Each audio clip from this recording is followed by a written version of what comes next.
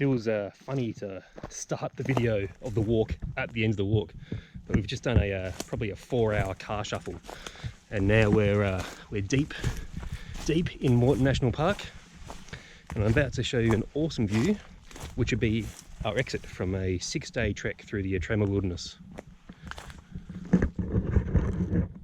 That there is Yalwal Creek, and we are now going to get in our cars and drive about 50 to 60 kilometres, and we're going to spend 6 days coming through Ettrema Gorge.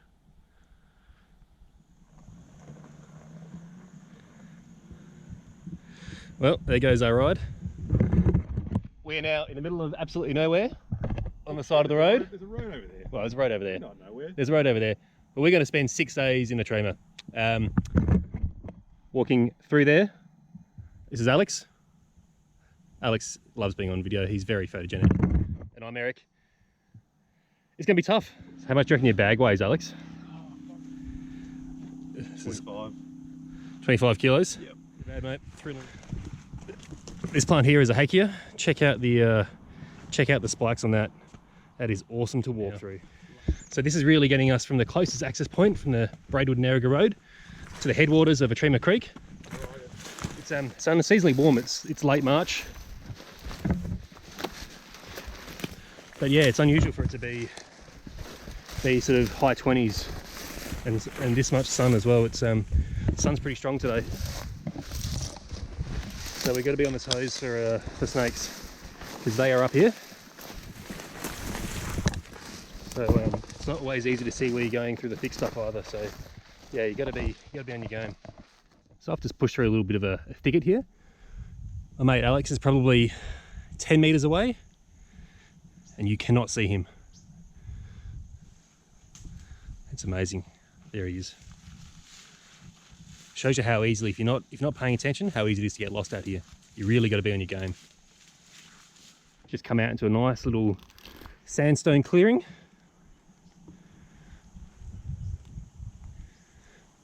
This is Mr. Alex on the topographic maps.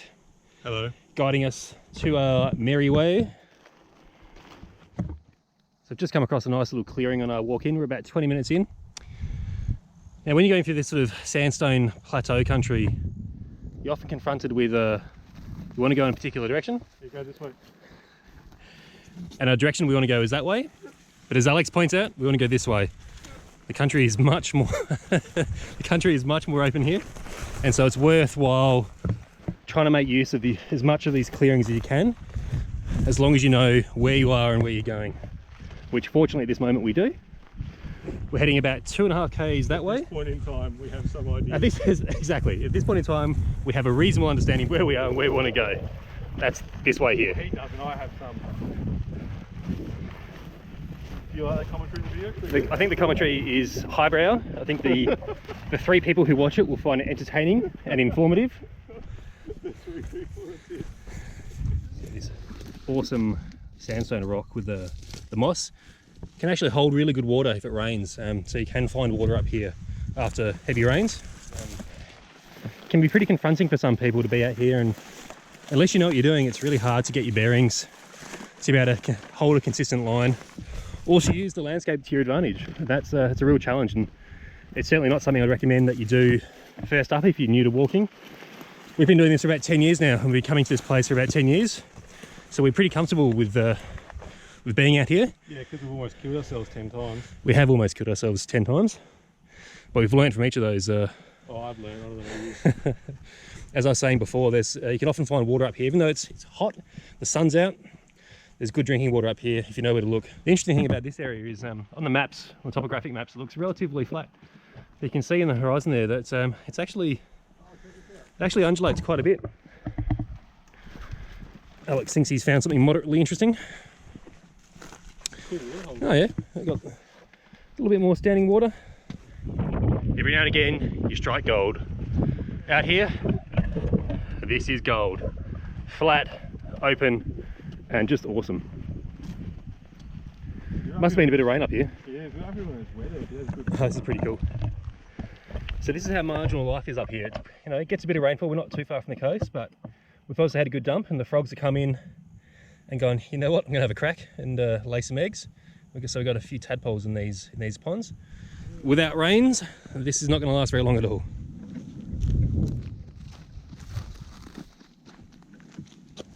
You can see how ancient these places are. It's quite a hard and abrasive sandstone, but yeah, really interesting weathering patterns here in the rocks. Really cool. So we've just hit a bit of an open spot where you can actually get with a bit higher than the surrounding landscape, and obviously as we're heading to the creek, it's dropping off, and as you expect to do. But yeah, we're just looking around and making sure we're following the right path. That we sort of had a look at Google Earth this morning and plotted a bit of a line through the clear stuff, and then we can see the country is open over there. So we're just going to keep heading in that direction. Did you just call me a crunchy bogan? No, I didn't call you a crunchy bogan, but it's not inaccurate, Alex. I think it's reasonably accurate that would be what someone would call you. Most of it, 90% of our hikes are basically Alex and I abusing each other for 5 or 6 days. We're actually on pretty good behaviour now because we're on film. Cool squiggly gum here. The ants are having a good time there.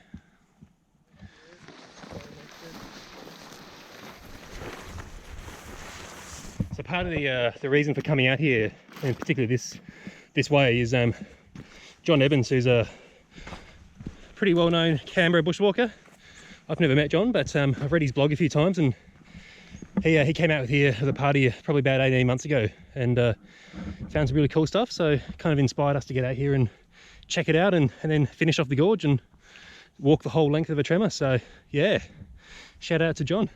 We're planning on doing a bit of a short day today because we haven't been through this part of the gorge before, and we're a little bit nervous of there's a couple of k's of gorge where it starts getting quite steep that we just haven't been through before, and we want to play it safe, so we're going to try it in the morning. But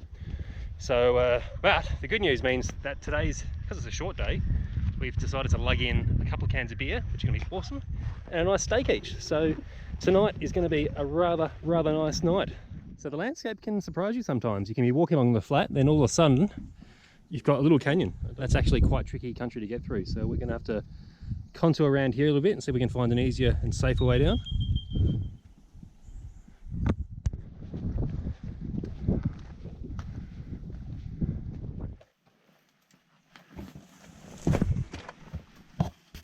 We are in an awesome spot. Check this out. Because this is sandstone country, you often get these little, I guess, overhangs forming under the cliff line. You get some really amazing rock formations as it weathers away.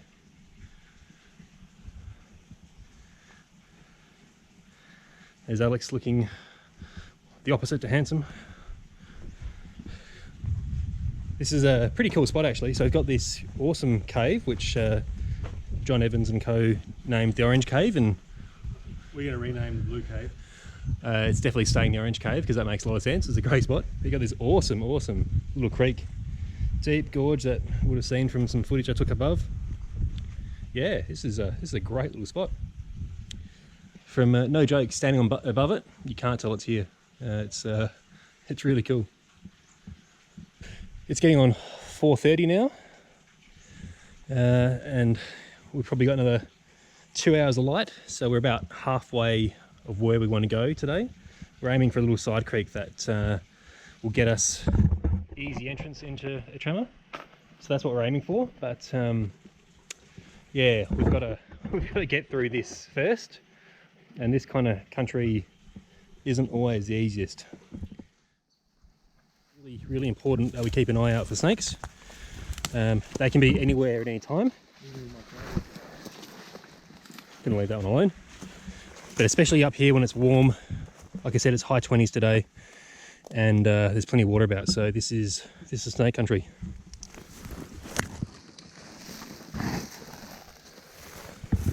Okay, so we're at creek level. It's our first water crossing. It is our first water crossing. Now we go up there, which is awesome, and then up there, which is even more awesome.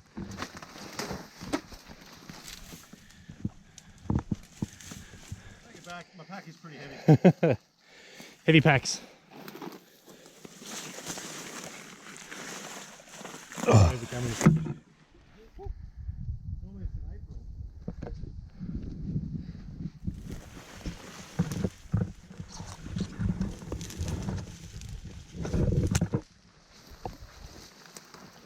can see the gorge really starting to shape up there. A little bit dark with the camera, the way the lights. Yeah, definitely dropping off, forming gorge-like country. Look, a yowie. The mythical Australian yowie. Not quite visible on camera. Sometimes you just can't avoid it. Eric. This is pretty thick stuff. Sometimes you can't avoid Eric. You can't, mate, I'm everywhere. So we're roughly in the spot where we want to be. This here, that little cliff you can see, is the start of a side creek, and those rocks on the other side are basically the Ettrema Creek wall. So the gorge starts around here. So we're going to camp probably up the top here somewhere. We'll just find a flat bit of sandstone. So we're just heading a bit closer to the creek. You can see we're almost there.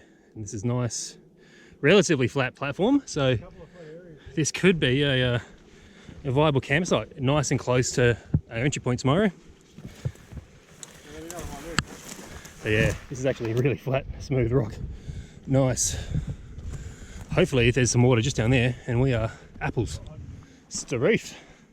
That's a bit more than a... Yeah, right. Take this easy, hey? We're going to go down and grab some water, but it's pretty steep down there, so I'm going to take my pack, so I've got some hands-free capability to climb out again if I need to. But basically, I've just got my water sack and my first aid kit and PLB, so in case anything goes wrong, we're not going to be stuck down there, 100 meters from our survival kit. So we just found another cool little overhang. We're oh wow, look at that completely under here. Just making our way down to the creek, looking for a way to get into the. It's pretty scrubby, so it's not great. But yeah, just cool. Don't go that way. Cool little overhang. No, we can get down over here. Yep. So we're just going to pick our way down through here. We made our way down. It was actually pretty easy at the end of the day. But yeah, nice water, lots of it too. So this is pretty good. We're just going to fill up our water sack. So this is why I like Nalgene bottles. The nice wide mouth makes it really easy to get water, particularly in a bit of an awkward spot like this. We're gonna harvest probably about 8 litres or so, and that's just so we've got enough water to put out the fire tonight. It's been pretty warm. We don't want to leave any chance for there to be hot coals around. So we're just taking the opportunity to grab some water. I'll show you the little gorge that we're in. It's only a small one. The meters, maybe, 10, 15 metre high walls. It's up there, you can see. It's pretty thick and overgrown, as is most of the stuff in southeastern Australia. But underwear in here. There you go. Glorious commentary when you're talking about beautiful scenic scenes. Alex, bust out some underwear quotes. Nice. Check out my hanging tree. Hanging tree is invaluable. So here's Alex. He's landed the pick of the spots. He's got a hanging tree. I'm going to set up over there where the bags are. We're kind of surrounded by a bush. The sun's just going down over there. The creek that we got water from before was just down yonder over here. It's a bird saying hello.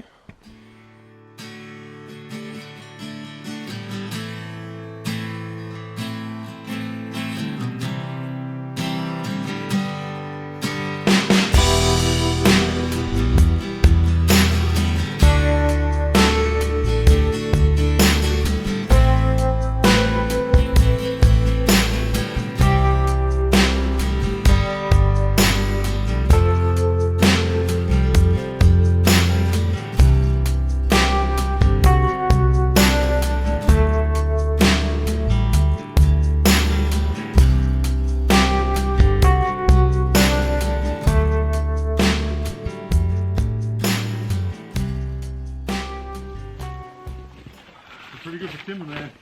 Yeah, Alex is literally walking about In a circle. in a circle. Oh, ladies and gentlemen, what a fine specimen we have here. Oh, he's doing a Vlad. He'll do a bit of bareback horse riding later on. Probably tranquilise a leopard if we're not careful. Anyway, we're in a good spot here. There's plenty of dead timber around. We're not going to have a super big fire because obviously it's pretty warm, and we just want to use it for keep a few of the bugs away. Not there's many of them at the moment, and obviously cook our steak. So anyway, we're just about all set up. So time for a oh, look at that! That's enough, isn't it? You have literally just gone above and beyond, mate, and I'm very grateful now I do not have to do any wood collection. You wouldn't have anyway. I just thought I'd show you what Alex has prepared for this hike. It's a little fire starter. All that is a cotton makeup pad remover, and it's got just being dipped in wax basically, and sometimes you can put a little bit of citronella oil in there or a little bit of shellite or something in the wax, but basically it's just cotton wool covered in wax, so it stays waterproof, works when it's wet, takes a spark really easily, and it's just the easiest way to get a fire started. So they're really light, they're easy, they're cheap. That is a great thing to have in your kit, and it means you're not, you know, if you're trying to do it the bushcraft way or whatever, you're not looking for tinder, you're not trying to go through all that when, you know, at the end of the day you're just stuffed. So it's a great little addition. It means you can still use your fire still. I don't carry a lighter traditionally, so I rely on my fire still, and with one of these it's just perfect. So tear it open a little bit, you can see it's just like full of fluff, it's covered in wax, so it's going to burn for a little while. So just put that in about the middle of where we want to have the fire.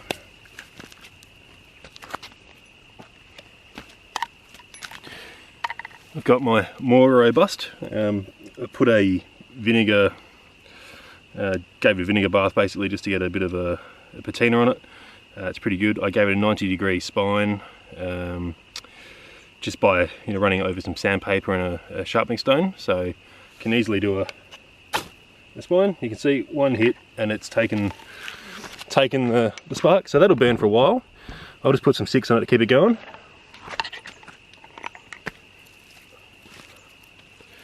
So I've got a few sticks. We'll just not doing anything too pretty tonight. It's not rocket science. Just don't try and smother it. Let it catch on. This stuff is pretty dry. It's not struggling at all. It's not going to burn for a long time. It's been out here and been weathered a fair bit, so.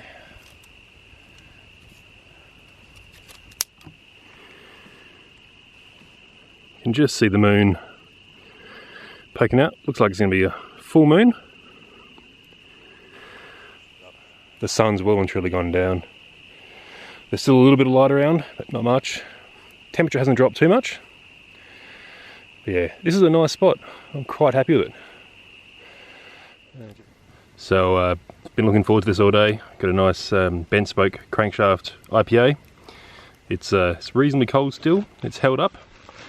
So we're just gonna kick back by the fire, enjoy this and another beer, and then get stuck into some steak. So yeah, this is what it's all about, guys. This is a new release from Capital Brewery. It's the Rock Hopper IPA. It's actually been, I think the launch party is on as we speak. It's on tonight. I was lucky enough to find it in a shop for sale last night, so I'm pretty happy with that. Love these guys. They make some really nice beers. I think they'll be stoked to see one of their beers being lugged around in the wilderness.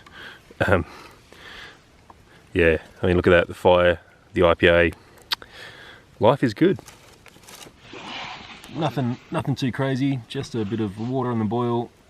Got some coals going on. The steak's probably going to go on in, I don't know, 15-20 minutes. Luckily I have some spare foil with me for the beans as well. Roast beans. I think folks would call that innovation, roast beans. It's that's certainly a innovative approach to cooking. I'm going to do mine in the billy. Needless to say, we should observe the beans being placed into the foil, heavily salted, a little bit of pepper. It seems to be quite moist, Alex. There's a lot of salt in there actually. Okay. This is cooking. This is how it's supposed to be done. Actually, I'm not sure about that. I don't know about that. I've never seen roast beans before, but hey, you know. We actually did roast beans on our last trip.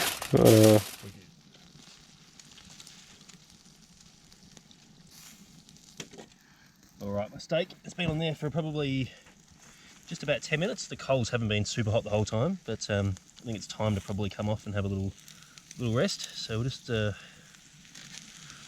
it down there. Alright guys, check this out. There's the steak. It's probably a little bit past medium into medium well now, but who gives a rat's? That's gonna be pretty delicious. Got a couple of roast carrots over here, and in the billy, got a little nice handful of green beans. So let's just take a look see at the steak. Definitely past medium. Normally I'm a medium rare kind of guy, but hey, it's cooked on the fire. It's gonna be delicious. I'm pretty happy with that. Got a nice bit of coals here, and these little grills, they weigh about 150 grams maybe. And whew, Alex has gone all out on the Montreal steak spice. There is not much surface area that does not have a good liberal application of the spice. That is sizzling nicely, and it smells like steak spice. Alright guys, it's time for a taste test. Well, actually that's alright.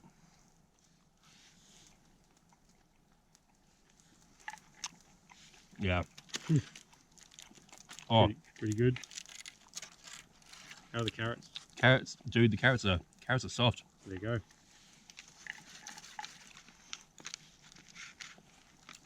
So the one thing about the more robust, if you're out there with a prospective purchase, it's a really nice knife, but because the blade is thick, it's not that great for food. But I'm gonna make it do tonight. Cheers guys, it's delicious. Yeah, they're the roast beans. Slightly alive steak still, coated in steak spice. Roast carrots. I'll check it out. Bit of garlic. When you're out in the bush and you've got a clove of garlic, you should just hammer it. Just hit it. Just go for it. Go for gold. Great. It's very good. Is it still alive or is it not bad? It's still moving. Oh, it's not too bad. That's not bad at all, mate. All right, folks, we're just gonna hang by the fire a bit and probably have an early night tonight. We've got a big day tomorrow. We've got a lot of bit of uneven rock there. We've got a big amount of country to get. We've got to get into the gorge, and then we've got to travel a reasonable way through. Your objective is to get through Sentry Box Canyon, and that's no easy feat. So yeah, probably an early night. I might check back in with you guys in the tent, but until then, cheers for being on this. Just got into my tent and got my USB battery pack out and just realised I have not packed a USB-C cable, which means the GoPro and the phone that I'm running at the moment, yeah, can't charge them up, so I've got to be really conservative from now on. I've got 3 GoPro batteries left. I will be able to charge this camera up with my power bank, but it's not really a camera that I can carry around scrambling for the gorge, so it's more of a camp type camera. But look, it is what it is. I just got to make the best of it. But yeah, pretty disappointing to be honest. But yeah, anyway, it's been a big day. Pretty knackered. Yeah, looking forward to exploring some new country tomorrow. That got about 2 k's to go in the gorge, and it's a bit of a missing link for us. So yeah, it'd be cool to see how easy or hard that is, and hopefully we can find a good way in. It's about 7 o'clock now, I think. Yeah, slept okay. Not great, but you know, not too bad for a first night out in the bush. Fair bit of condensation last night. Just a bit of a surprise. You can probably see a little bit of it there on the tent. Not a massive problem and certainly not unusual, but yeah, always prefer to have a dry tent when I'm packing up. So you can see it's just I don't know, maybe it's been light for about half hour or so. Things are looking pretty nice. So you can always spot a Queenslander by the amount of thermal wear, beanies and gloves. To be fair to Alex, it is pretty cool this morning. It's nice and fresh. Just hanging up the fly from my tent because it is soggy. This is all just condensation from overnight. Have you gone fancy coffee, Eric? Or? Yeah, mate. Getting a bit of jet boil plunger coffee. Yeah, what? I'm gonna make some proper coffee. I've just gone freeze-dried Moccona. I'll keep it simple. Freeze-dried Moccona. And I'm pretty happy with my decision. Are you? You could be about the only person. That said, I do have some awesome powdered milk.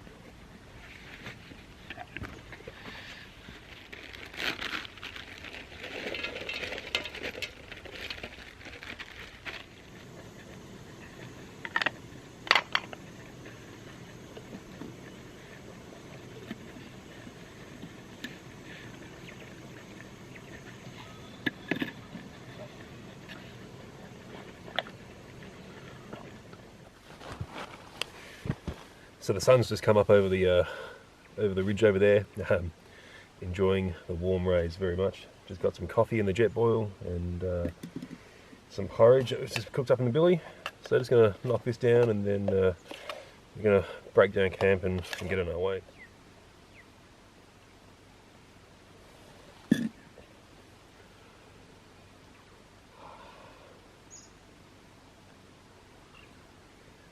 That's good.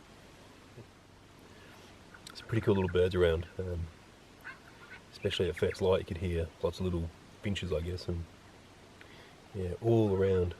You can hear one in the background now. Very cool.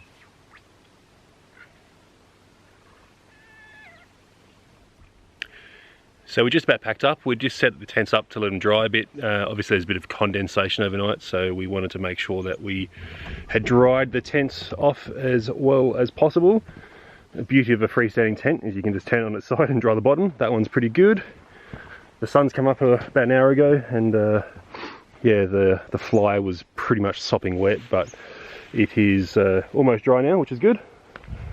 Alex's tent is less good than mine, so his tent is wetter. You can see these has not really employed an optimal drying strategy here. What are you doing to that thermarest, Alex? Making love. Oh dear. Anyway, yes, as I mentioned, I haven't got the right cable for the GoPro, so I'm going to be a little bit more judicious of the footage than I was yesterday. Thank goodness. But yeah, looking forward to it. This is unexplored country for Alex and I. This is the missing link. We've done the rest of the gorge in different parts over the last decade, but for us today is new country, which is pretty rare in Ettrema Gorge. So this is very exciting. All right, so we've just dropped down into the creek. This is the unnamed tributary. But yeah, we've just come through there. The water is crystal clear. It's really nice in here, and we're just walking underneath some sandstone outcrops, and over that way is where we're headed. We're going to meet up with Ettrema Creek. But yeah, really nice spot. Well, we've just made our way through this little creek, which you can barely discern because of the vegetation. We've ended up in the upper reaches of Ettrema Gorge. This is yeah, geez, it's beautiful. It's getting pretty warm again. It's about 10 to 10 in the morning. But the water is crystal clear, it's tranquil. The gorge is just spectacular.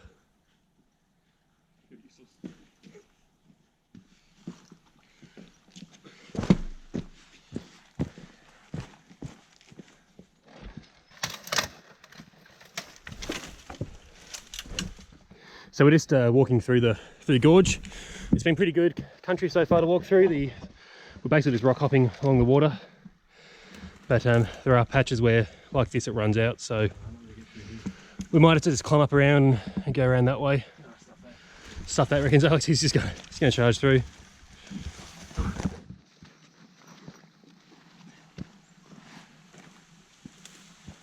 So we've just come from this way. You can see it's mostly sort of granite or sandstone boulders, a lot of tree ferns and shrubs. And that's where we're going. So the gorge is opening up a little bit. Yeah, So far so good.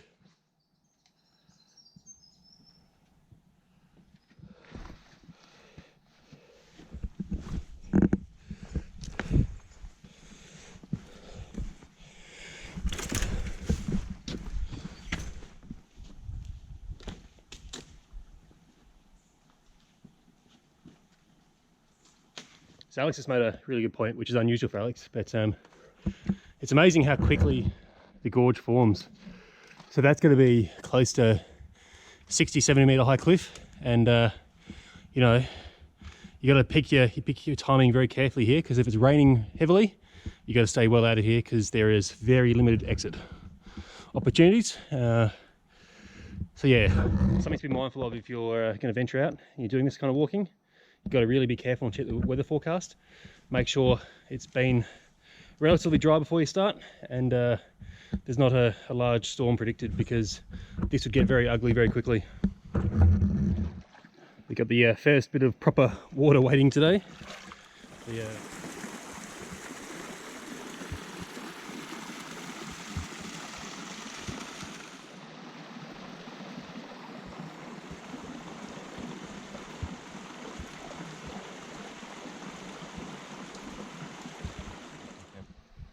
So just stop for a little bite to eat, and just a quick breather. But I reckon we found a pretty decent spot. Really enjoying just coming through these massive boulders. Some of them got this really cool red lichen on them. You can possibly make out through there. But yeah, the temperature is just wonderful in here. It must be low 20s by now. It's certainly warming up, but just a beautiful day to be out in the wilderness. Well, so I was a little bit worried about this, and I'm surprised we haven't actually come across it sooner. But obviously, as we're losing elevation going into the gorge, you get a series of, I guess, mini waterfalls. But there's obviously a fairly big break here in the rock structure. So we just needed to. We're not quite sure exactly how we're going to get down, but we're just taking our time and looking at different options available to us. I think Alex is on a pretty good path through here. Just hopeful that he can poke around the other side and give us a thumbs up.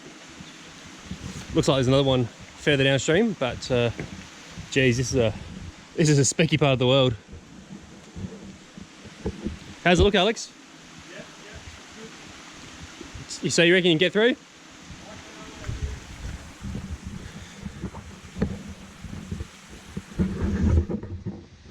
So hopefully this doesn't look like our progress is barred too significantly. But see if I can get around here and capture Alex on the other side. How's it look there, mate? Can you get away through?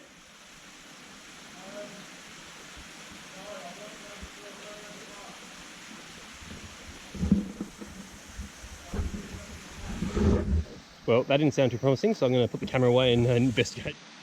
So it looks like I spoke too soon. I just couldn't hear Alex through this ginormous boulder, which is on the other side of. But you can see him probably just down there. He's made his way through, so yep, I'm going to go down as well. And it looks like there is another little void, probably 100 meters down. So hopefully it's as easy to get through as this one. Well, that wasn't too hard, so not too unhappy with that.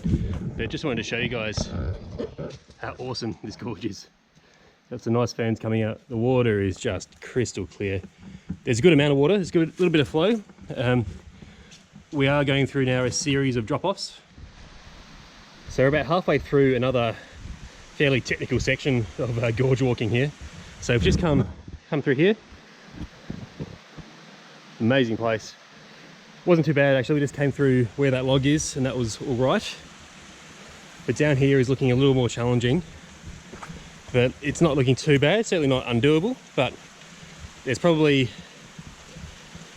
a couple of meter drop off after that rock in the middle, which could be problematic. So we may have to go around.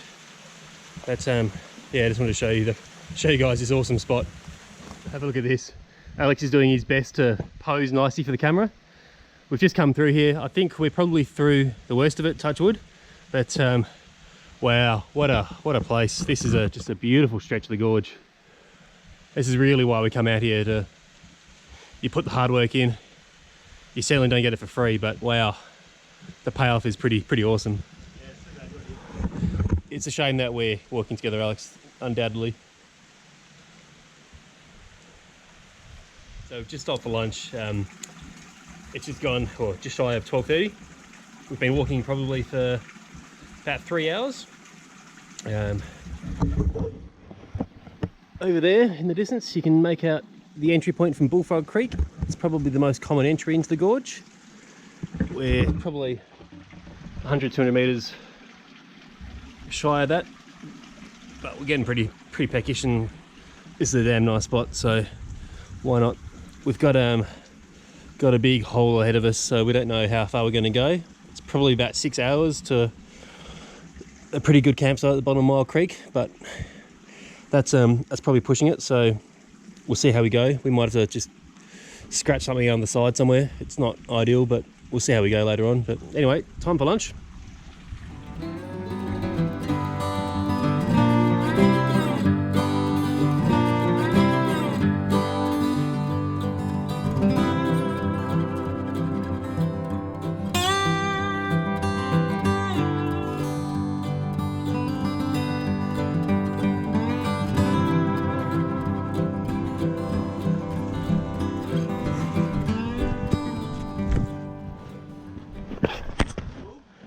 Little old slippery.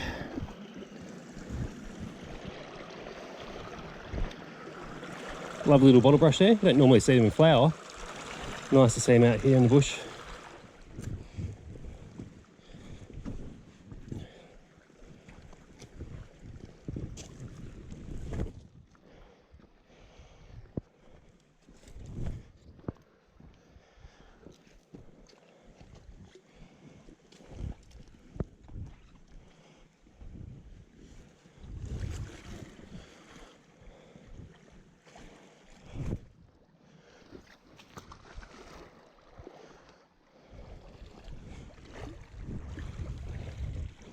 Have a look at that. We're in the gorge proper now. Bullfrog Creek is just to the left over there. Have a look at those cliffs. They are a long way up. Absolutely stunning.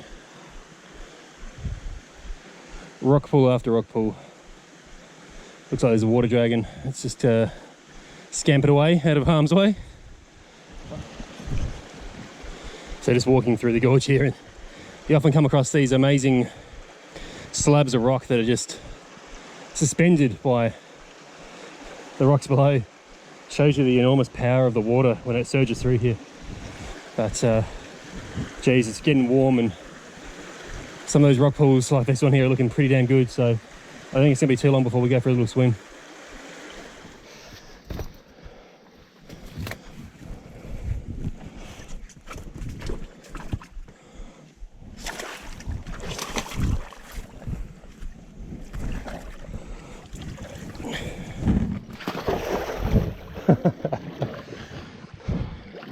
Oh, it's deep. It's all right. Got it so clear you can see where you're putting your feet, which is nice.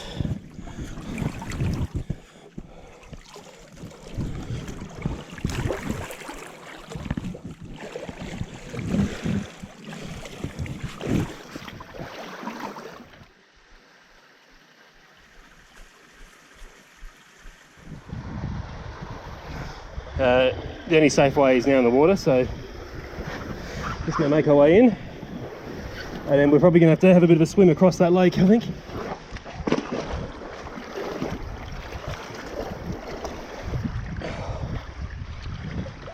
If you ask me, you want to be really careful with this kind of stuff. Very easy to get your foot stuck against a rock. Do not want that to happen. Oh, it looks deep. Oh jeez, the algae is slippery. Oh. Oh.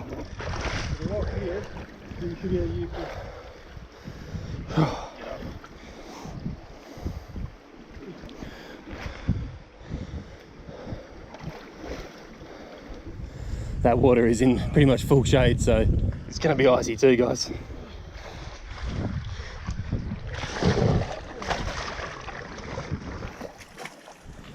All right, here goes Alex. Doing it very elegantly. I might just jump in, I think. So I've got the GoPro mounted to the backpack, and I'll leave it on as we swim across, but it may just be vision of the sky or the water, depending on how the pack goes. But yeah, you can see what Alex is doing. He's just towing the pack behind him. That's a great strategy. In deep water, you don't want to have your pack on because the buoyancy will push you face down into the water, and obviously that's a bad thing. So yeah, always in deeper water, safest to take the pack off and then tow it behind you. All right, well, I'm going to jump in and see what happens.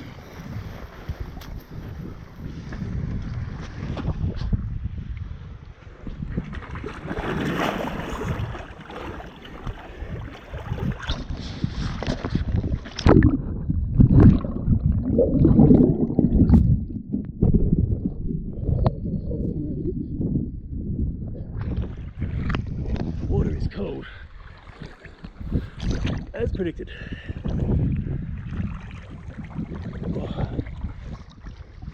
Doing a bit of uncoded doggy paddle here.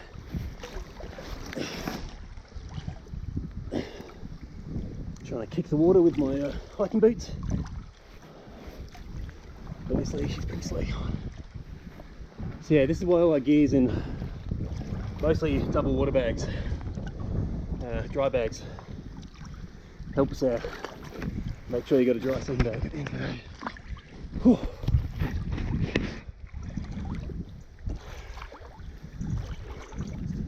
Quite refreshing, isn't it, Alex? Oh, it's lovely. Have a look at the cliffs up there, guys. This is serious gorge now. We're pretty much around the next bend, and then a little bit further is Sentry Box Canyon.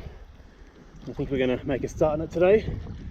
We might not get all the way through, but we've still got probably another 2 or 3 hours of walking ahead of us. Oh, this water is lovely. Yeah. It's freezing, but it's bloody nice. Oh, look at those cliffs. Unbelievable. Yeah, you can see Alex here, he's trying to get the water out of his bag. You don't want to carry anything more than you absolutely have to. Alright, I should be able to stand up. Oh, slippery rocks. That's where we've come from. And here's the lovely little waterfall. Nice deep rock pool. We're going to go over here and climb over that way. And just over there is a really nice and well-established camp. And we're going to ignore that. And we're going to go straight through the gorge and probably set up on rocks tonight. So we've just come through around that waterfall, and yeah, this is probably the most established campsite in the gorge.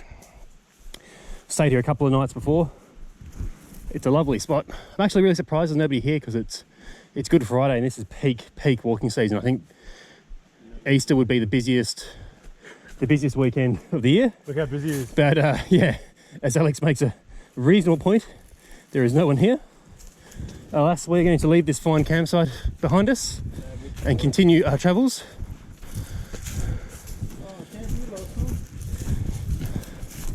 Reminiscing good times. But if we camp here tonight, we're going to be too far behind schedule, and that's a real bummer about hiking. Is unfortunately we do have a time pressure, and we're going to have to push on for a couple more hours. So we're just maybe 100 meters down from that camp, and yeah, we've got a really nice deep water hole. You could possibly go up around, but we're just going to go straight through it. We're already wet. All our gear's hopefully dry. So yeah, I think I'm just going to jump in and give it a go. You filming? I am filming. I give it a 2 out of 10, mate. It was a fair bit of splash. All right, so I'm just undoing my straps. There's a rock below the surface. Yeah, there is. Oh, have a look at that. It's really nice.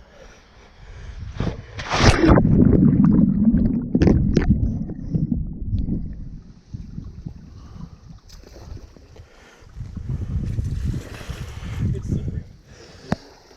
Slippery, you say?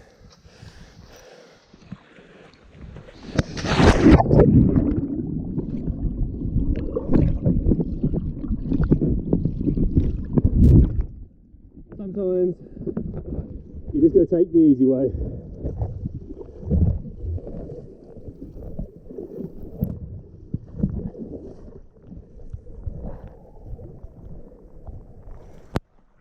I think my way is better. I think it was too. Yeah. Look at that outcrop up the top there. Awesome.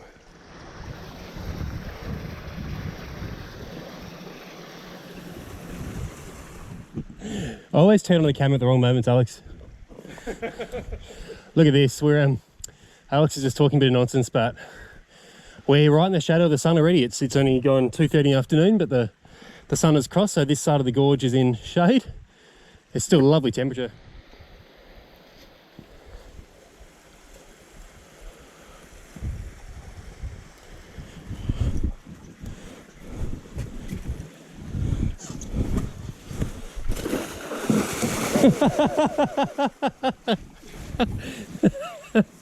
Oh, dude, I'm so sorry, man. That looked awful. Wasn't that bad? It was bad. It was lovely water. The good thing is I've got that on film.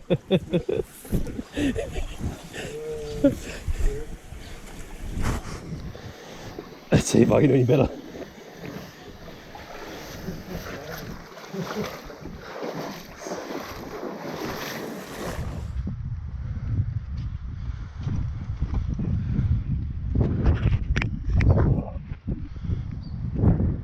The gorge walls are a different colour than they are up top, which is more of a kind of a sandy orange yellow colour. These are more of a grey brown, but yeah, so the next part of the canyon gets quite narrow, but it's very, very spectacular. So hopefully so now 3 o'clock, we're hoping to walk no more than another hour or so, but we're making pretty good progress today, and yeah, looking forward to finding a relatively flat spot to yeah, cook up some food and have a bit of a relax. It's been a long day, so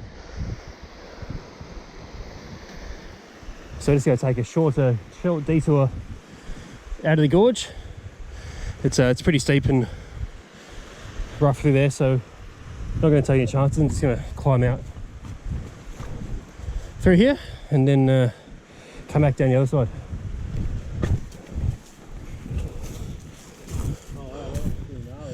That's probably not the right way.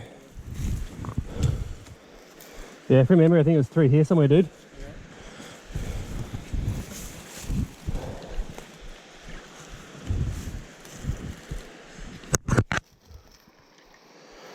That looks probably doable. Oh yeah. Oh yeah. Pretty fun, man. Yeah, there's lots of loose rocks too. Yeah. Just chill out, go down. Legs first, bum to the ground. And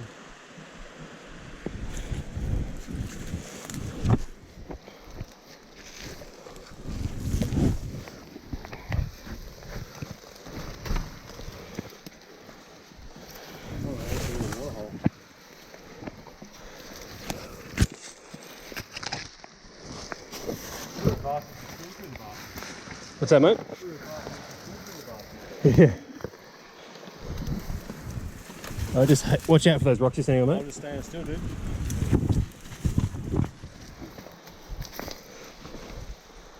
I think this is probably it, but one of the ways to go through, but I do not like it at all.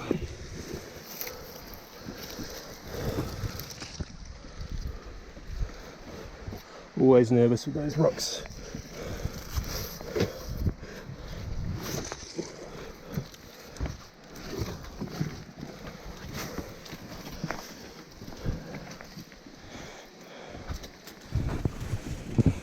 Alright, yeah mate, it's clear. Never like those sections.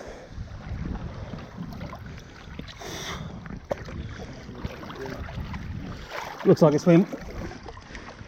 Oh. Might be able to just skirt around the edge though. Oh god, this water's lovely.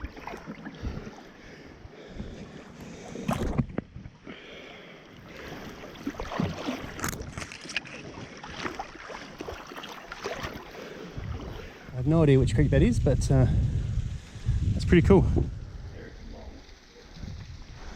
And here we have Alex being very cool, calm and collected. Sometimes it really pays to turn around. I had no idea that view was there, but it is spectacular. We're so far down in here. Those cliffs are so far up. Just awesome. So it's just gone 4 o'clock. We've been walking around now for a little while. We started to make a few bad decisions just in terms of falling over and slipping over and that kind of stuff. We're getting tired, so it's time to pitch up. The problem is we're in a pretty steep gorge around here, and there's not much ground. So Alex is over there. He's got a bit of flat ground. Doing a bit of landscaping in the national park. I'm not sure that's kosher, mate. There are a few rocks there which look a bit tenuous, but he's happy with the risk. I've got 2 options. One is I can get rid of some of this water up top, because I've got a freestanding tent. I can set my tent up here. It's not great, but it's flat enough that I'll probably get some sleep. But I think what I'm currently working on is just flattening this bit of gravel, and I think I can just get my tent in there with a little bit of work, and I'm just going to try and work the gravel out so it's just a little bit flatter. It doesn't need to be much, it just needs to be enough to lie down in, enough for the tent. I think it can just work, so I think I'm going to give it a go. If not, I'll jump up on top of the rock, and that'll be fine as well. Yeah, it's been an awesome day hiking. Really enjoyed it. Seen some great country I haven't seen before. The weather has just been phenomenal, so yeah, it's been a really good day. Looking forward to getting the tent set up somewhere, and then yeah, hoeing into some 2-minute noodles or something else that is much more delicious out here in the wilderness than it is at home. So that's the site. It's looking pretty good. I've done a bit of work. I've just chucked some rocks down, given it a bit more stability. I think it'll just fit. It's not going to be an amazingly spacious camp. Unfortunately, my green large dry bag must have a hole in it because there's a bit of moisture in one of my kit. So only the tent has got moisture at the moment, so that's all right. So just drying it out, taking opportunity with the sun to dry that out. Because that's quite sandy and gravelly, I don't want that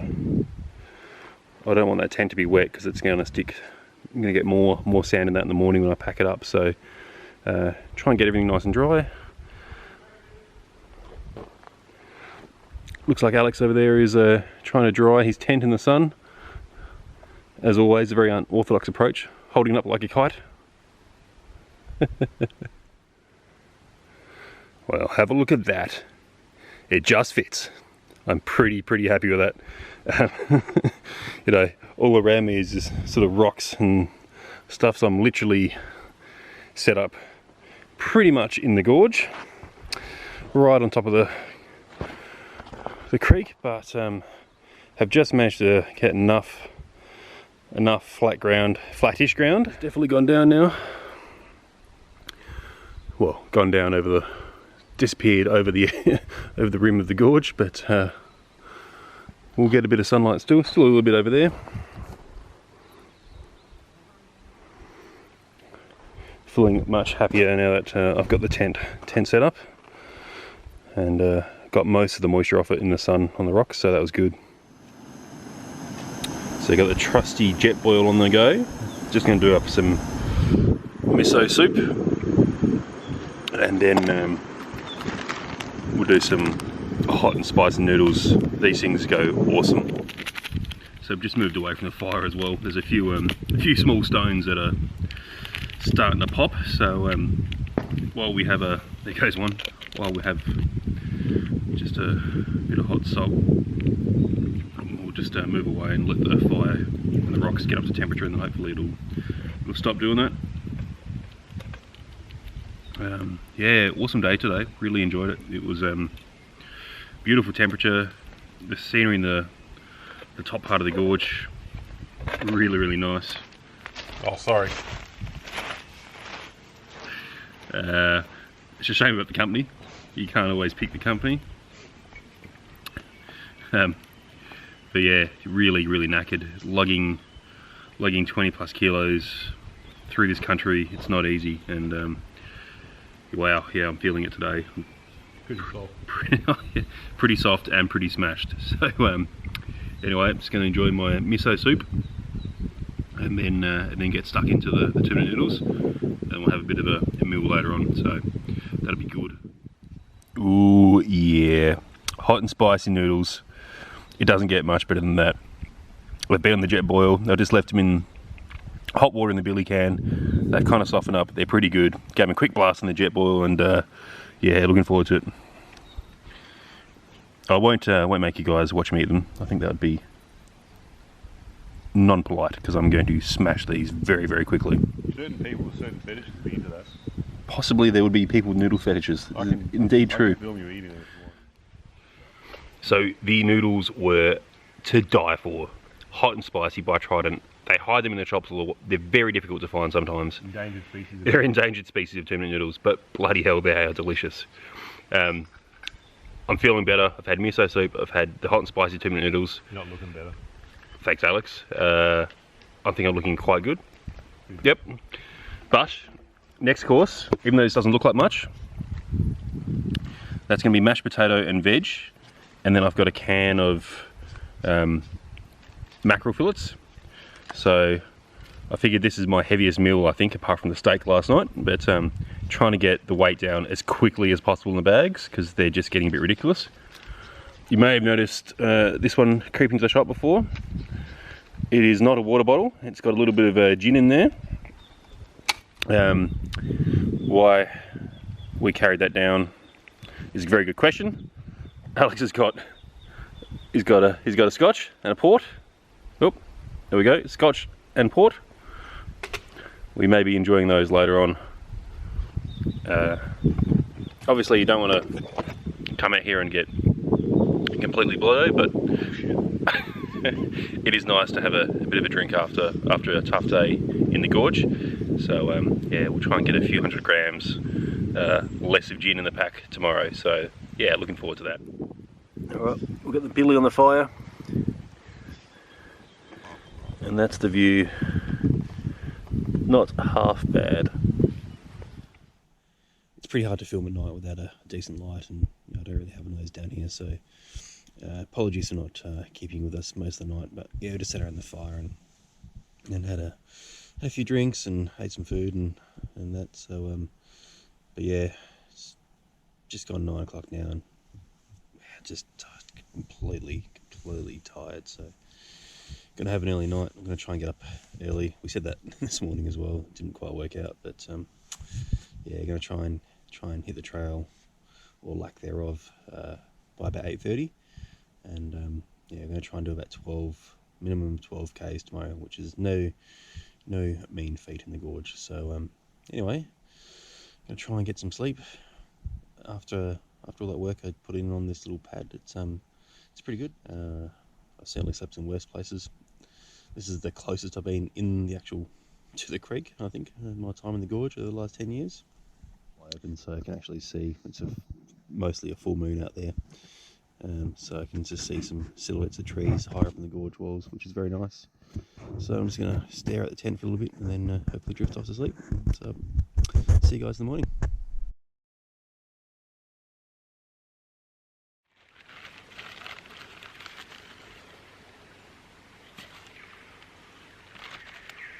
Well, good morning, guys. It's just gone 7. This is day 3, and I thought I'd have breakfast on top of a rock, because why not? So it's not a bad spot. I've just got the standard porridge on the go. Got a little bit of scroggin from last night, which I'm chucking in there just to beef it out a bit. I've got my coffee all brewed up. Yeah, slept pretty well last night. That's Alex in the background heckling me. He thinks his breakfast is superior, although we all know it's not. Yeah, slept pretty well last night. All things considered, it wasn't bad. Woke up a few times. But yeah, certainly feeling it today. The combination of the rock scrambling and the heavy packs can certainly feel it in the back. You're going to see Alex over there doing his morning ritual. That's where we had dinner last night. There's my tent. Definitely on a bit of a lean, but still managed to find a nice flat spot to sleep. Well, it's now just gone 8:30. I'm just waiting for Alex to finish packing up. He's currently extinguishing the remains of the fire in a unsalubrious manner. Nonetheless, I thought I'd show you here. I think I spoke yesterday a little bit about the subterranean nature of the creek, and this is a great example of that, where you can see obviously a fair bit of high ground of the rocks, and the water is just flowing underneath, coming out of the ground.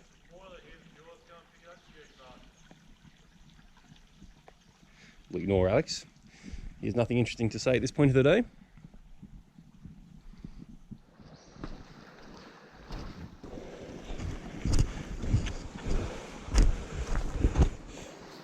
Beautiful stretch here of Sentry Box Canyon. Really, really lovely place. Oh, those rocks are slippery.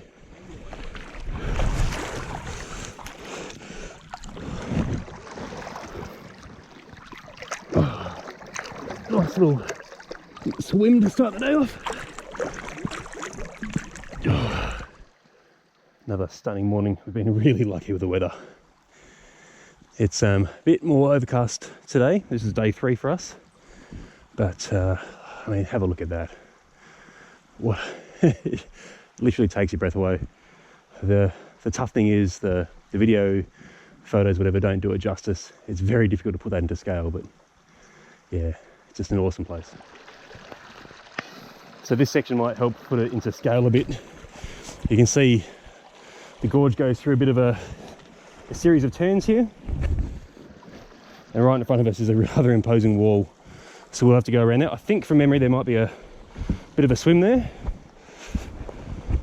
but yeah, a place like this makes you feel very, very small. It can actually be a very humbling experience being in here.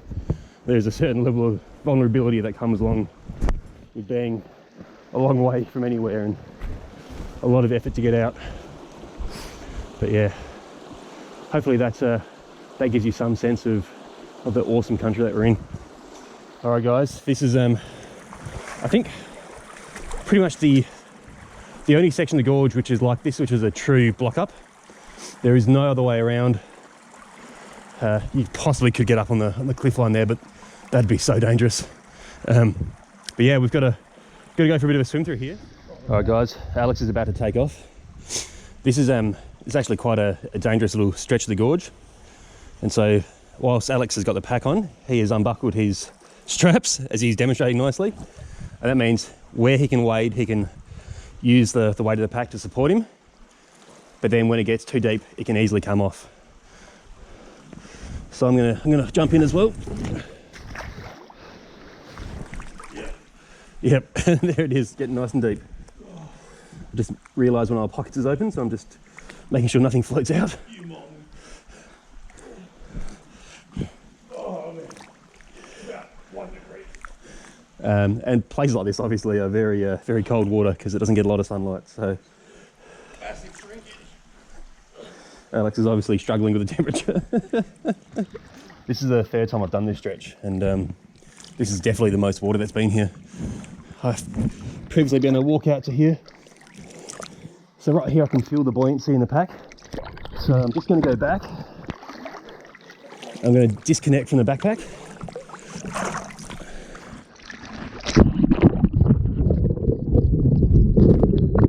This is just awesome. I love it. So it's not a big swim, but yeah, certainly one to treat very carefully.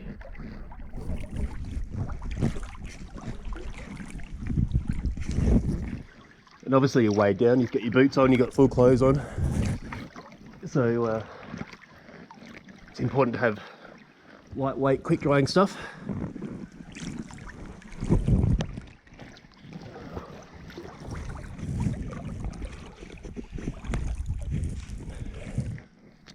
The water's not too bad.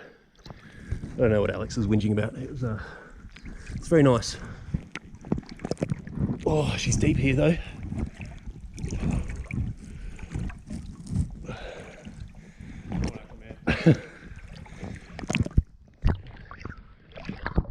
That's one of the nicest things you've ever said to me, Alex. You can also use the water to your advantage. So I'm going to put the pack on in the water, just so I'm not having to lift it the whole way up.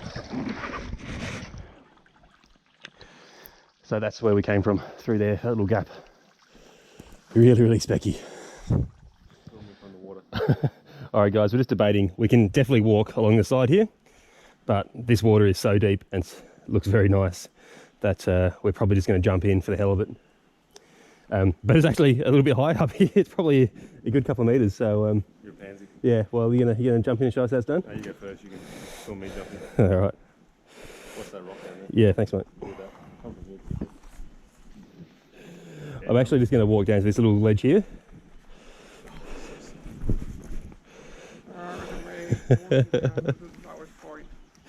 Oh man, this guy. All right. Just get in the water. Fair enough. All right. Here goes nothing.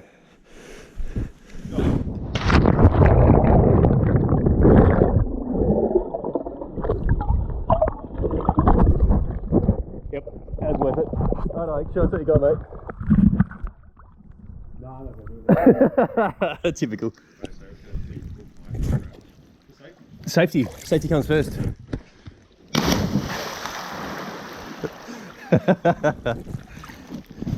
Totally worth it, guys. We're just taking the opportunity. We found a nice little sandy bank here, so we're marking it down as a possible camp for future use.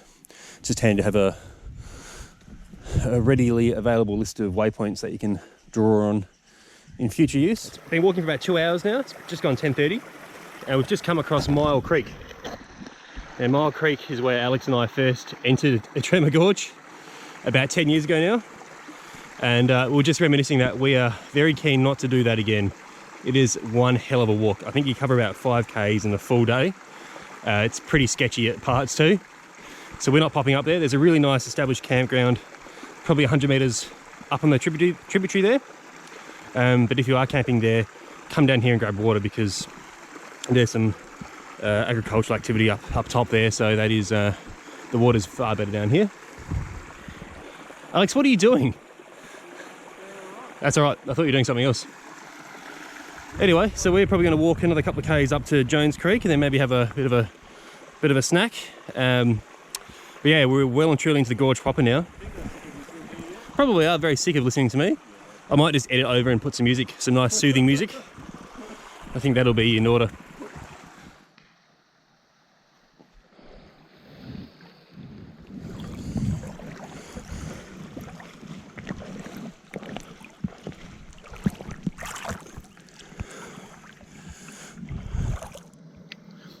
Well, hey guys, we just stopped for a quick break. We're getting a little bit cold and tired, so we've just started to cook up some noodles. Alex is over there on his, what sort of stove you got, mate? I've got a Covia Moonwalker or something. Covia Moonwalker. Not a bad lunch spot, I think you'll agree. I've got my awesome ricey noodles just doing their thing in the billy. And I've just fogged up the GoPro. Hopefully that's better. There we go. So we're doing pretty well today. We've made good progress. We're into the gorge proper now. So we're hoping to get probably, geez, it would be another at least 6 Ks, I think. But we're doing well. It's not even 11:30 yet, so we've got plenty of daylight left, and it's doing a bit of a fuel up, and we'll get back on the road. So we've just finished up our lunch. Got pretty cold because we're pretty wet. It's much colder than yesterday. There's a really cool breeze. You can probably hear it. Hopefully it's not too loud through the GoPro. But yeah, it's starting to chill down, so just trying to keep walking and get a bit of heat back into us. But this is a really cool part of the gorge too. That is Thompson's Cliff, which is very spectacular. And then immediately opposite Thompson's Cliff is Jones Creek. It's funny walking on these rocks. You've really got to pay attention. A, you're looking for snakes. B, you're making sure that you're not going to lose your footing. So it's really energy intensive walking, but also it's not all that difficult to walk past something like that without seeing it, because you're focused on where you're walking. Take you guys down to get a bit more of a... So just entering the creek to get around this. Oh, just had a bit of a slip there.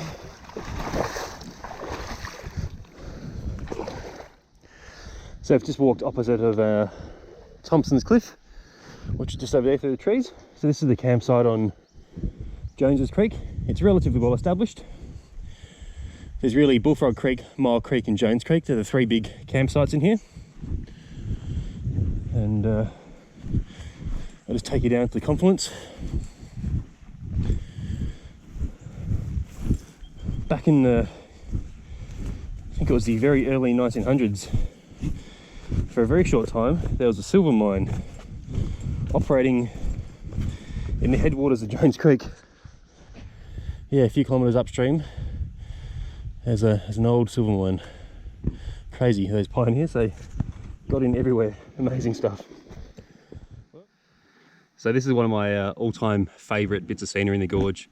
I first saw this this rock, it would be 10 years ago when Alex and I first came in here, and I just love the look of it, the angle of it. It's awesome. So yeah, I've actually got a photo of this hang up in my living room. But just one of the very many awesome things you can see in Ettrema Gorge.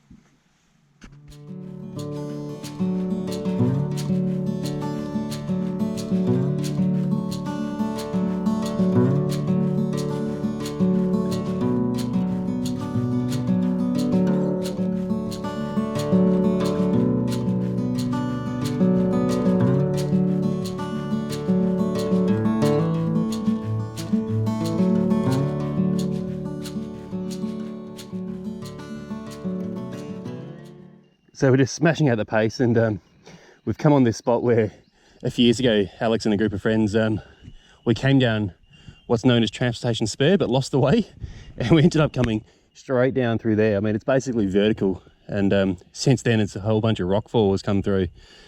That was crazy. So I'm so glad we're not doing that today.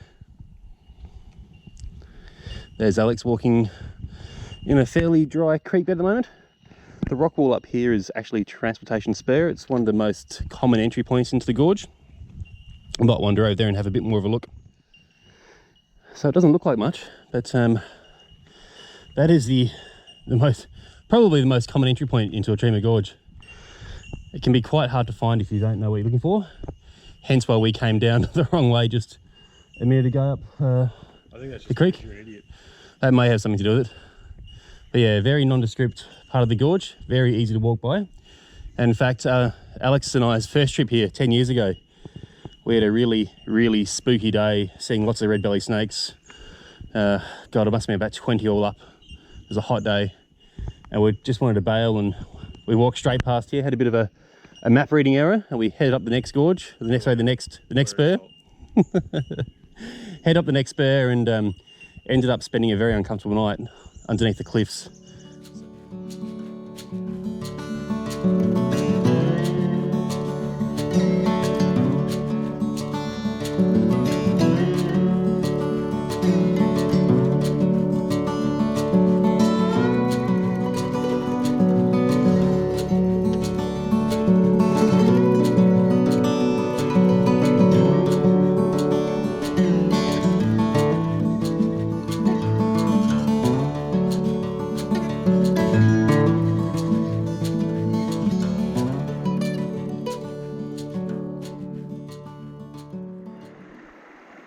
Well, I just took a bit of a tumble. That's probably the worst one I've had in my near decade in this gorge.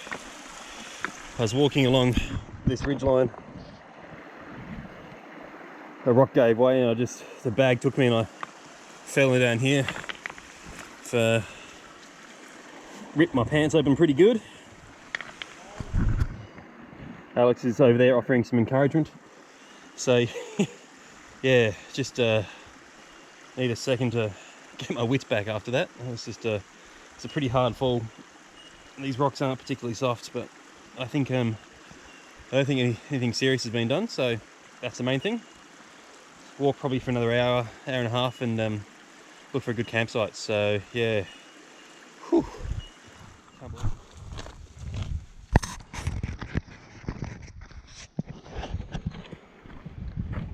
I hope it picks up, but there's a wedge-tailed eagle soaring up there, looking awesome. They're such majestic birds, and they're massive. That's probably 300 or 400 meters above us. Really, really cool. Just soaring, circling. Awesome. Well, that was a big day. We probably ended up walking for about 6 hours, I think, all up.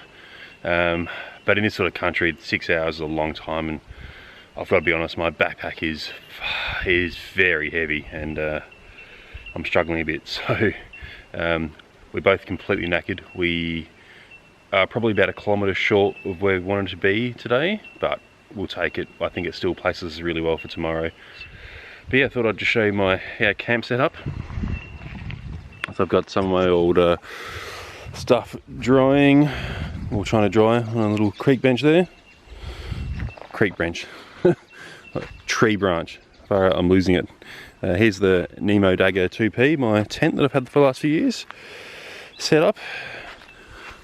All ready to go. Got an awesome spot.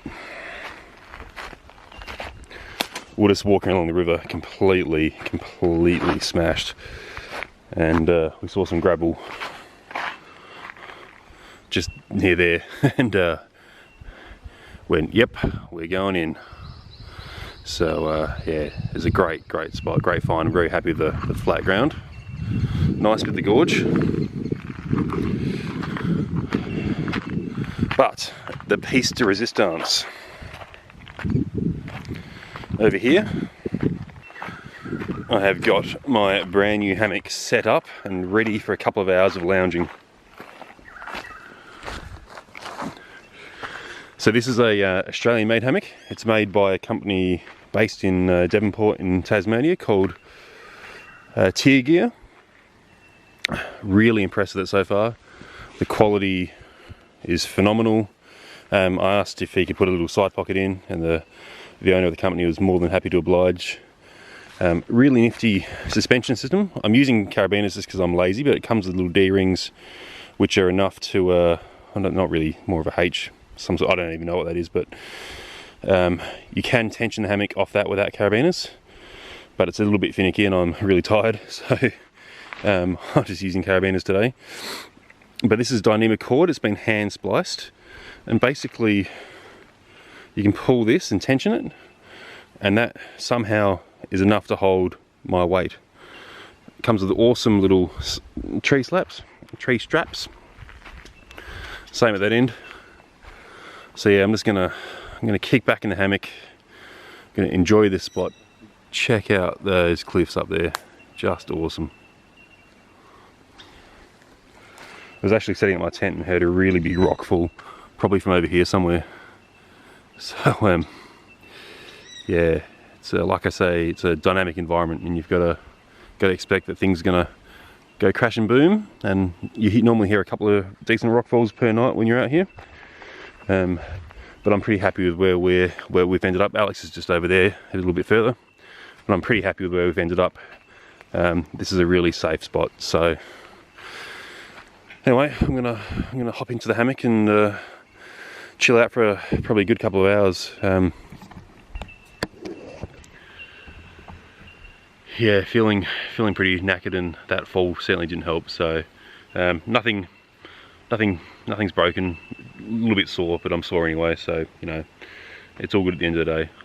Lucky to be out here, loving being out here. But yeah, going to enjoy a couple of hours in the hammock. It's been bloody well earned. So I've just hopped in. My God, it feels good, so good. I've got my trusty Cedar Summit Aerios travel light pillow. Really dig that, and I'm just looking up at these awesome cliffs through the trees. I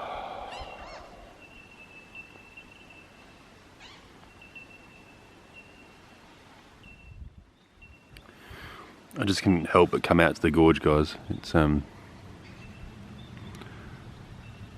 just a stunning, stunning spot. I think I talked about earlier just the sense of scale. It's so hard to show and describe. But those cliffs are probably half a kilometre away from us in distance, and probably half a kilometre high above us as well. Yeah, it's just kind of looking over you. We have a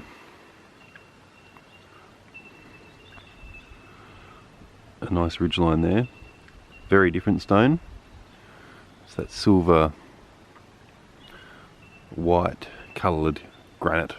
I'm not actually sure if that's the rock. Very similar to this, what's here in the waterhole just opposite our camp. But those cliffs up top are definitely sandstone. These places are really hard to get to, and they're in part this beautiful because they're just so hard to access. Like this is the end of day 3 for us. You can obviously get here probably to this point probably with a day of effort, maybe a bit less, depending on where and how you come in. But just a absolutely phenomenal place. And it's weird, there is obviously a physical toll that comes with doing something like this, and I haven't been very fit, I haven't been very active recently, and so I'm feeling it more than I normally do. Work's been really busy, etc. But I don't know, there's something when you come to a place like this and you spend time here, there is something in the back of my mind once I've been away for a while that goes, Eric, it's time to go back. And it's very hard to describe, but yeah, when you find a place like this, it's a special place. It's yeah, it's worth maintaining that connection to it. So I thought I might go and check Alex's hammock out. He's got a new one. It's was it a Ettrema or a Slacker, I think it is. So we might pop over and have a look at what Alex is up to. Alex looks like he's mugging on some scroggin. having a very difficult time of it. That looks terrible, Alex.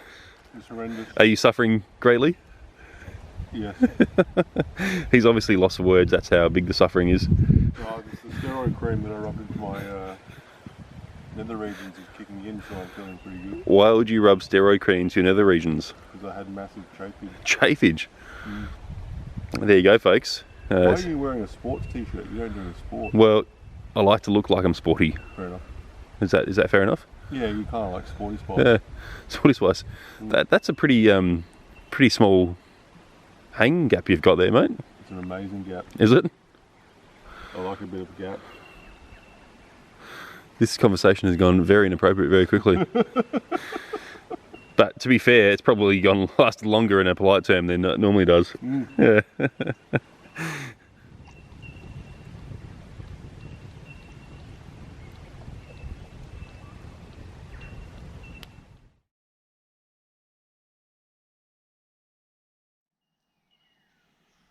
Well, good morning, folks. I don't know if the camera's going to pick it up, but the sun's just hitting the top of the cliffs, and it is a beautiful day. So I've just had some breakfast, packing up. We're going to try and get going a little bit earlier. But I just wanted to show you, this is just one of the most spectacular places I've camped.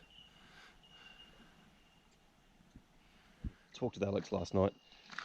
Originally we'd kind of scheduled in a sort of a half rest day at a nice spot we know, but we're just looking at the distance we've got to cover. So if we get there too early in the day, we'll probably just keep walking, and we'll just see how we go.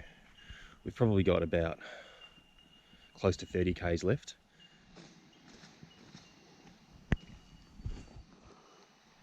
I'm lost. We know where to go. You find yourself marooned, Alex. That is a turn of unfortunate events. You might just want to go in the water. It is cold. It is just cold, isn't it?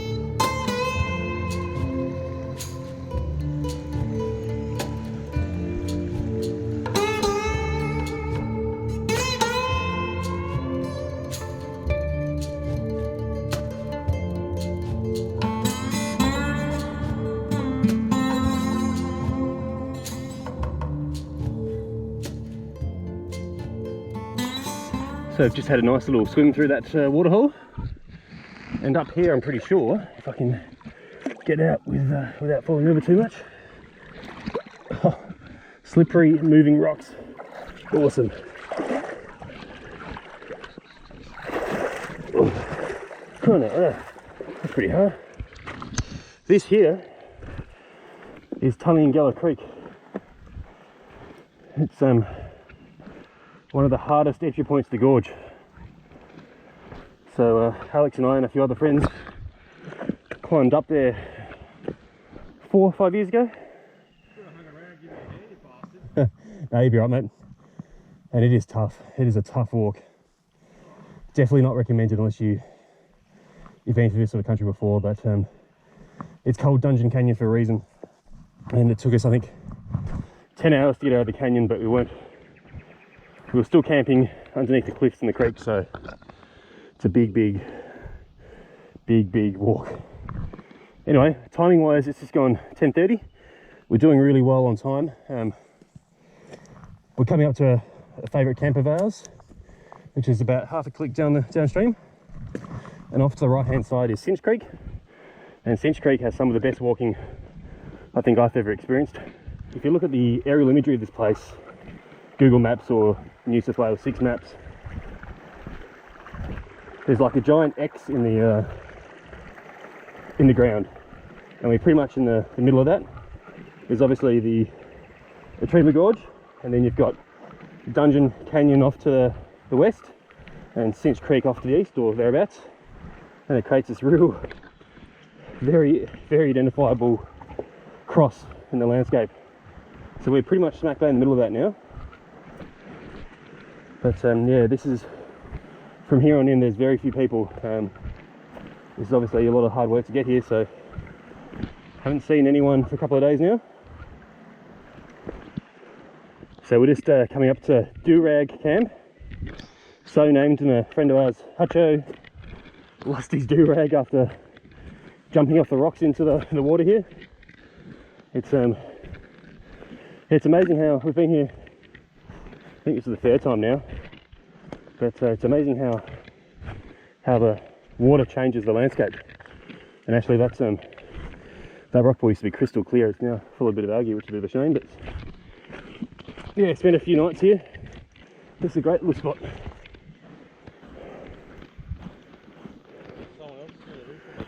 Yeah, interesting. No, that was us. Yeah, it was last year, mate. Yeah, right. And yeah, we scratched our little camp up there last year. Awesome.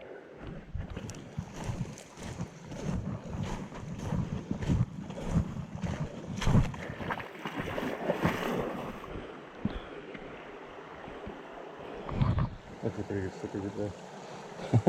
She's only just going to jump where you're standing. Okay, go. You go. I will go. Just make sure I hold my hat and sunnies in the hand.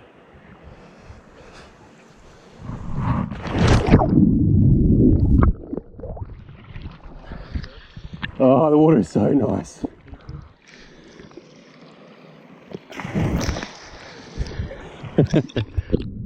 Oh.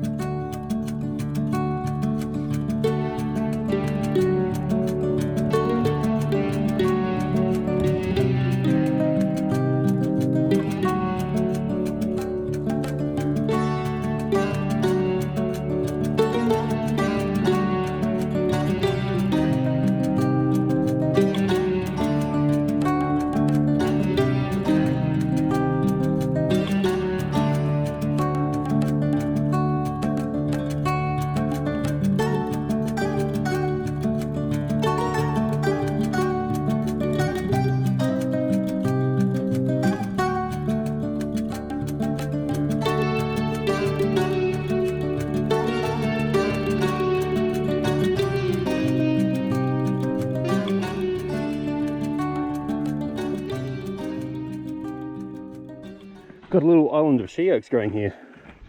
So obviously the flows in the creek have been quite low because these have been able to grow up. And if there isn't a big flush out soon, then I imagine that most of them will become established and it'll change this little bit of the creek.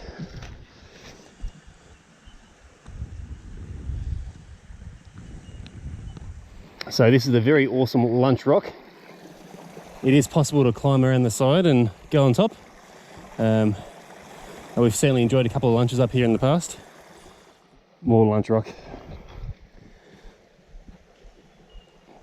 So we just finished up some lunch. I think we've got a pretty can't take you anywhere, Alex. Unbelievable.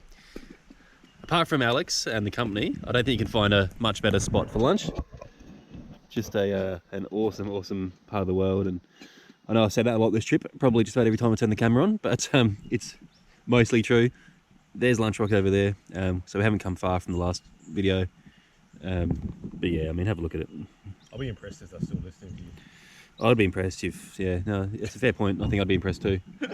Anyway, we're just debating what to do. We're going to wander down. We've got an awesome campsite that we know of. It's about 100 meters or so downstream, just past those big boulders in the water. We're going to go check that out, but I think we'll probably press on. There's still quite a lot of k's to go into the car, and the weather is just phenomenal for walking, so we might just keep hammering out, see if we can get up near Kui Flat today, which is another 6 or 7 k's further. So I found this spot a couple of years ago. It's just in the trees. Nice flat and sandy soil. Yeah, I camped up here somewhere. Awesome spot. I don't think we're going to stay here today.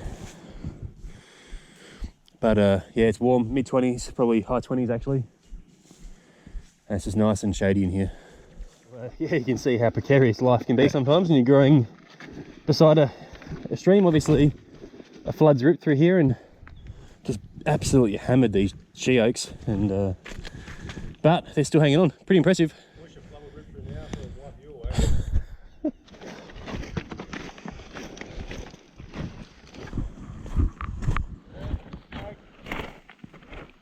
Where is it? Oh, yep. Red belly. Well, first snake of the trip, guys.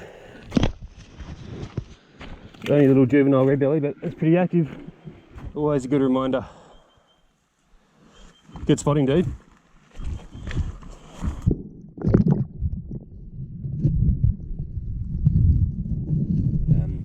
We just had a look at the maps, and we're kind of in a bit of a difficult spot now. We've made really good progress, and we're only about, give or take, about 16 kilometres from where we left our car. But what that means is, if we were to set up somewhere like here tonight, 16 k's is probably not achievable tomorrow.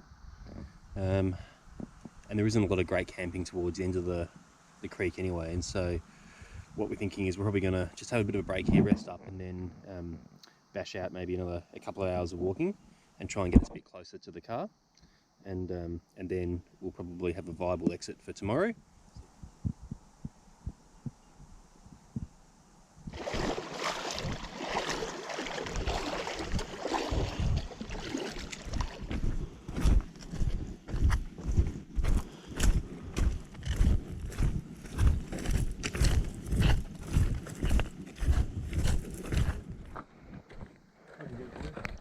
Right, I've got it. Here we go, guys. Red belly black snake. Big one too. He's not looking very happy either, so we might leave him be. Yeah. Big specimen. You're a big specimen. Alright guys, we've just we're coming towards the end of probably the largest waterhole in the entire gorge actually. It's got to be at least 500 meters long, probably longer. It was swimming depth almost straight away, so we climbed out, and yeah, it was pretty thick, nasty veg with flood debris and lawyer vines. So that wasn't much fun. So we jumped back in, and it's been wadeable, which has been good. And we just had a nice sandy section, but this is a bit more rocky, so you really got to watch where you step. Those big rocks, they're like ice, and you just lose your balance straight away. So slow, steady pace wins the day. So we're going to try and look for a camp probably the next 15-20 minutes once we get around this corner, and then we should be pretty well placed for tomorrow. Another big day, but yeah, I think to come as far through this gorge as we have in the last 2 days is pretty phenomenal. That there is the very flat face of Mount Edwards. It's really the end of the Ettrema Plateau. Yeah, for a long time wanted to see that. It's yeah, very imposing bit of sandstone. Well, hey guys, so we've just been kicking back for the last couple of hours. We got into Kui Flat a couple of hours ago and yeah, pretty knackered. Did 15 k's today, so that was a big effort. But not the best camp spot, but it'll do for the day. Just set up on a little bit of grass here on the bank. You can see there's a bit of flood debris and stuff, but there's Mount Edwards kind of through there. So not too bad. We pretty much the last 2 days have smashed out the big stretch of the gorge that most people go to, so that's been super, just stoked that we've done it in that sort of time frame, but still had a good time doing it. We're going to try and bail tomorrow, so we've got 15 k's to get back to the car. That's obviously another big day, so we're gonna, yeah, I know I've said it a lot, but we're going to try and get up early and get out of here and just smash it out, because yeah, I think we've got the scent of home. This part of the gorge isn't really as nice as some of the other sections. It doesn't have the big cliffs and all that kind of stuff. So let's take you down to the water. So it's still a pretty specky part of the world, don't get me wrong. But yeah, I miss my girlfriend. I want to go back home, and yeah, I mean it's pretty nice, but it's not as nice as the bits we've been in. So anyway, all right. Well, I probably won't do any more filming tonight. We're pretty knackered, and we're gonna have an early night. But yeah, thanks for sticking around so long. And really special behind the scenes footage, guys. This is inside the Nemo Dagger 2P tent. It's great to have the space when you know, I highly recommend a 2-person tent when you're solo hiking, just so you can have your important gear in the tent. It's dry, you can sort it out in the dry, there's nothing to worry about. But yeah, I just want to have a quick chat to you guys about some of the things I haven't talked about in terms of this sort of hiking, and that is that obviously we have a lot of experience, a lot of gear and a lot of knowledge that we've taken to do this, and it's not just something that we've decided to do off the top of our minds. And I mean, you are responsible for your own safety, and you're responsible for those who are with you. And you know, we have a lot of gear that we haven't shown you in terms of Alex carries an InReach, which is a satellite messaging service, and that's been really useful. I know my girlfriend really appreciates the fact that she can hear from us most nights to know that we're safe and that we're okay. And I carry an EPIRB, so a satellite locating beacon, and we both have first aid kits and snakebite kits and those sorts of things. So there's a lot of stuff that goes into these sort of trips that we haven't shown on video, but yeah, I think it's really important to give you guys a sense that these are things that are absolutely essential, and you are responsible for your own safety. Nobody's going to come and get you out of this. If they are, it's in a helicopter, and it's going to be very expensive, and that's not cool. So you know, it's only there if you absolutely need it, and if you have the right gear to access that. So just to make clear that, you know, we're not some sort of cowboys that come through this country. We've done this for a long time now. We've been going through this country for a decade.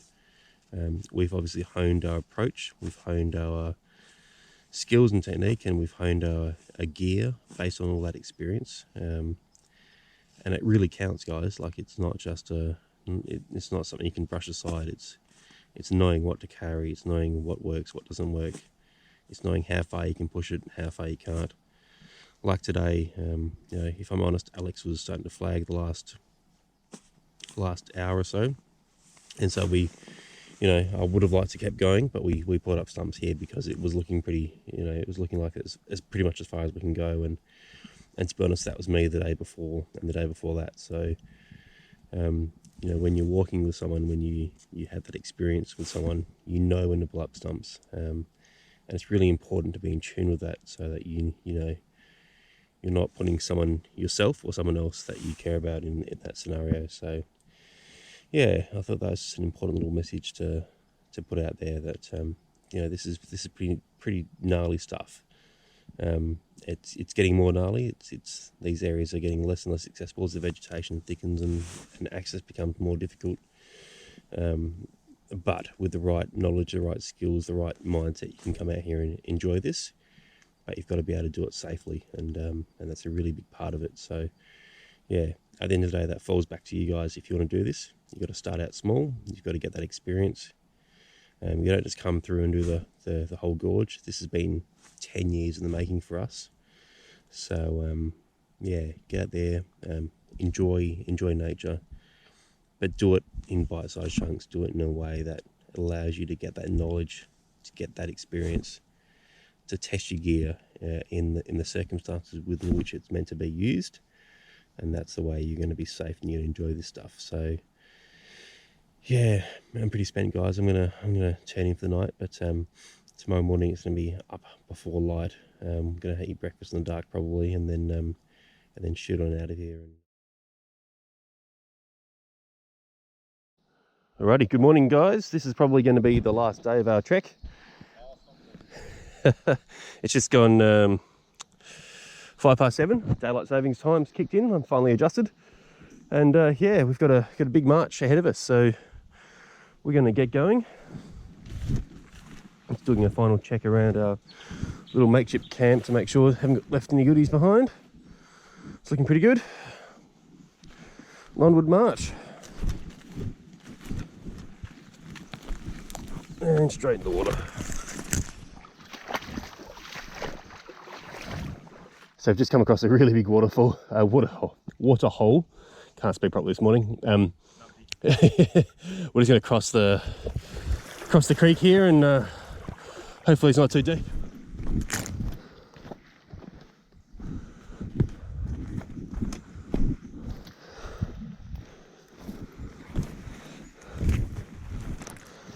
So the gorge in the north is yeah, not quite as spectacular as the bit in the south. The water quality is pretty low at the moment, actually. Lots of algae. The water smells in parts, and this section has a few more weeds, as you're seeing here on the screen. So I almost walked face first into this big orb spider, and that would obviously be very unpleasant. They're bloody massive. Oh, so glad I saw that. Get these amazing river she oaks that are super old and hanging on by God knows what. But yeah, have a look at that root structure. It's a very, very old tree. And up there in the branches, that's flood debris. So they've obviously had... They're not stupid, seriously. Why don't you explain what it is, Alex? Flood debris. Flood debris.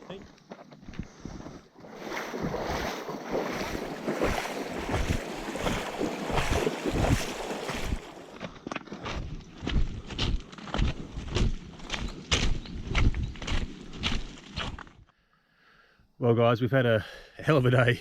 It's been pretty full on, but we are here. This is the confluence of Ettrema Creek and Yalwal Creek. That is the end of the Ettrema journey for us. We've got a couple of kilometres to go till we meet the Haugen River, and then from there there's a kilometre of fire track or so back to the car. So we're probably within 3 kilometres now. Yeah, pretty epic day today. We've I think smashed out about 12 k's in 5 hours. So we left Kui Flat in 7 in the morning. It's now just shy of 12. So yeah, big day, but awesome achievement. And as much as I hate to admit it, couldn't have done it without this big ugly fella up there, Alex. We're both completely smashed, hey? Speak for yourself, I'm fresh as a Oh, you're fresh as a dandelion, mate. 20. Look at you, you just smell like a rose. I am perfect. I feel really 5 days, another 100. Anyway, guys, we're going to keep going, but this is the end of Ettrema Creek, and we're going to just keep following Yalwal down. So getting very close to the end here. The wall off in the distance is, pretty sure that's on the Haugen Gorge. So we're nearly at our destination, which is very, very exciting. Yeah, the creek here is a little bit wider than I expected. But it looks like we can probably find a way around the side.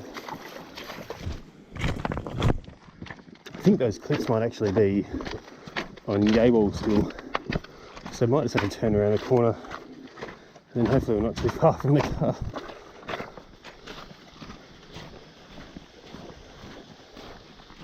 Just climbed up the fire trail, we're back at the car, thank God. It's still here, got the car key, life's good. It's been a pretty epic trip. Alex, Yeah. are you ever going to do Ettrema Gorge again? Oh, maybe, but not with you. Yeah. That's it for us, guys. Look, thanks for sticking around and watching the video.